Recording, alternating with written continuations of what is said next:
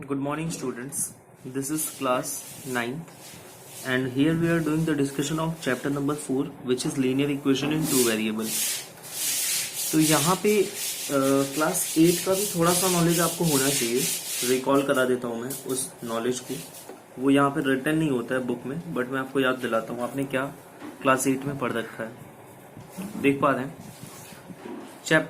Chapter number है 4 maths का, linear equation in two variables. First of all, what is variable? तो अगर आपको याद हो कि क्लास 8 में बताया जाता है कि an a value whose value change, एक ऐसी वैल्यू जिसकी वैल्यू चेंज होती रहती है, that is called variable. And whose value does not change is called constant. Constant को कई लोग नॉन वेरिएबल भी कहते हैं.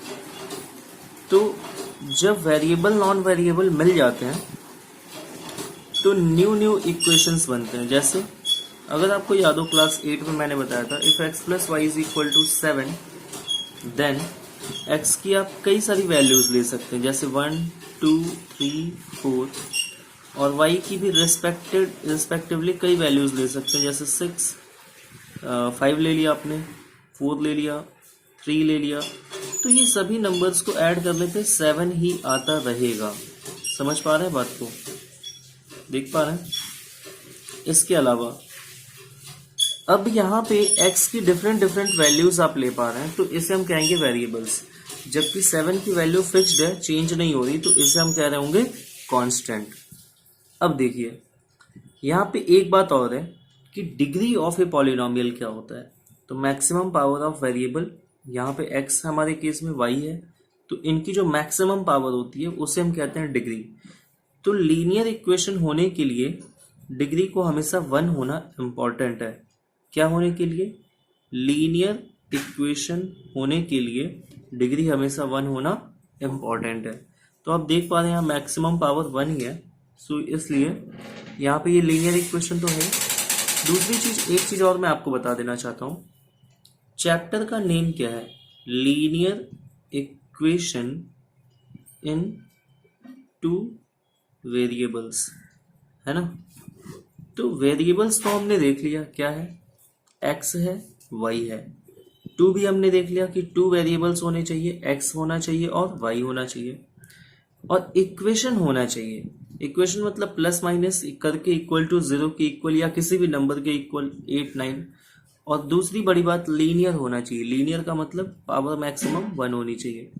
तो इसी तरीके से आज आपने ये जो चैप्टर स्टार्ट कर रहे हो आप, तो मैं आपको ये पूरी डेफिनेशन बता रहा हूँ कि linear equation in two variable का डेफिनेशन क्या होता है.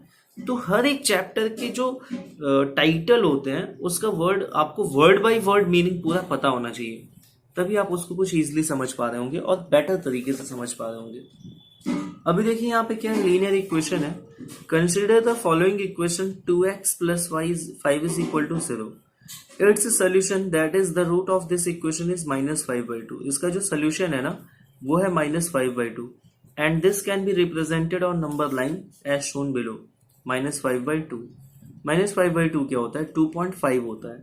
2.5 कहाँ होगा? 3 और -3 और -2 के मिडिल में होगा -2.5. एक चीज और मैं आपको बता देना चाहता हूँ. जो इक्वेशन आप यहाँ ले रहे हो वो है 2x plus 5 is equal to 0. आपको याद होगा क्लास 8 में इक्वेशन की सॉल्विंग कैसे होती थी.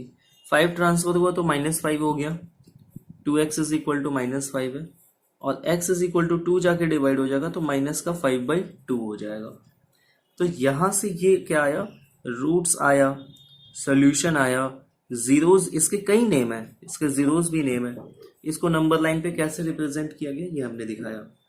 इसी के साथ आपको मैं एक बात और बता देना चाहता हूँ. अगर आपका मैथ्स लग रहा है कि क्लास 9 में वीक है तो बिल्कुल भी डरने की जरूरत नहीं, वो स्ट्रांग हो जाएगा.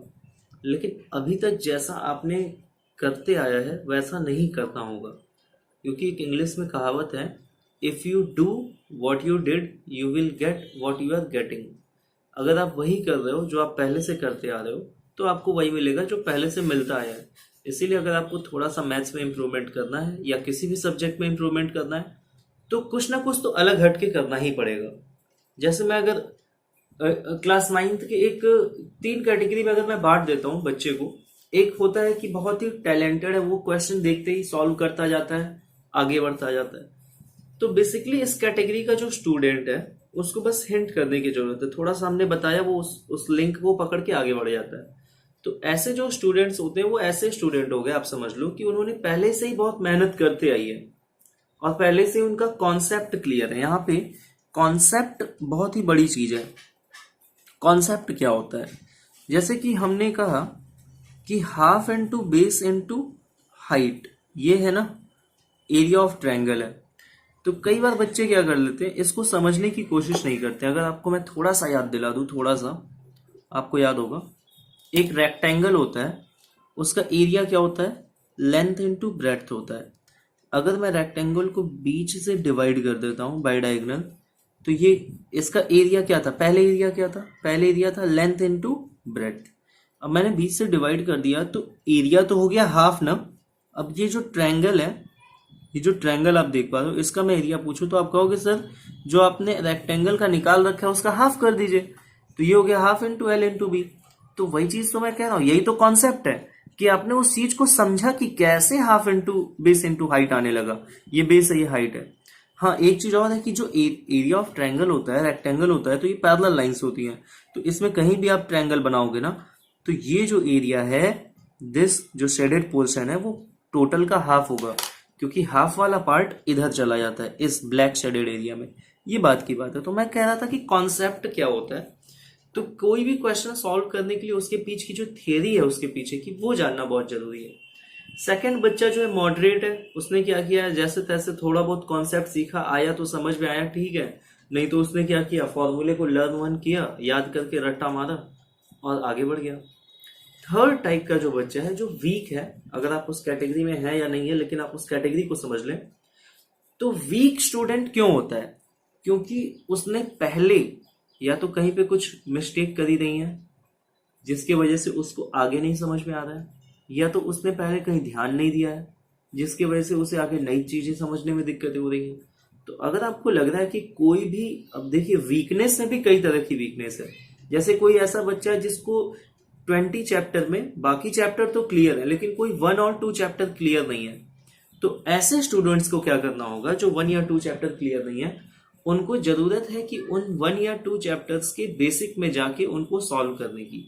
मतलब क्लास 9th में अगर मैं आपको पढ़ा रहा हूं linear equation into variable, it may be possible कि आपको कहीं क्लास 8 में ये चैप्टर मिल जाए या क्लास 7 में मिल जाए, या इससे रिलेटेड कोई चैप्टर मिल जाए, अलजेब्रिक एक्सप्रेशन जैसा कुछ भी। तो आप उस चैप्टर को एक बार ओवरव्यू कर लें, देख लें, अगर आपने क्लास 8 की बुक नहीं बेचती है तो, या किसी से लेके देख लें। So let's go ahead. अब देखिए आपके सामने एक एग्जांपल है, जस्ट वेट। आपके सामने एक एग्जांपल है, example number 1। Write the following equation in the form of ax plus by plus c is equal to 0 and indicate the values of a, b and c in each case. अब ध्यान से समझिए, जो example number 1 है वो इस चीज पे बेस्ड है कि standard form of a linear equation, किसी लीनियर इक्वेशन का स्टैंडर्ड फॉर्म कैसा होता है। तो लीनियर इक्वेशन का जो स्टैंडर्ड फॉर्म है ax plus by plus c is equal to 0 है। ये आपको याद रखना है।